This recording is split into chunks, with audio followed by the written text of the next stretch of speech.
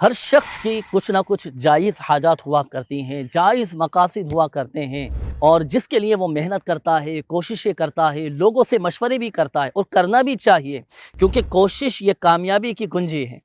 آئیے ناظرین، آج انشاءاللہ الکریم میں آپ کو ایک ایسا وظیفہ بتاؤں گا کہ جو ہمارے آقا صلی اللہ علیہ وآلہ وسلم نے ارشاد فرمایا ہے، اور اس وظیفے کی، اس دعا کی برکت یہ ہے کہ جو مسلمان اس وظیفے کو پڑھ کر ان کلمات کے ساتھ دعا کرے، اللہ پاک اس کا وہ جائز مقصد پورا فرما دے گا اور اس کی دعا بھی قبول فرمائے گا۔ تو آئیے ناظرین، میں عرض کرتا ہوں حدیث پاک سے ایک خاص وظیفہ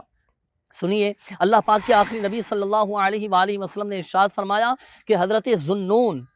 یعنی حضرت یونس علی نبینا وعلیہ الصلوۃ والسلام نے مچھلی کے پیٹ میں یہ کلمات کہے، لا الہ الا انت سبحانک انی کنت من الظالمین۔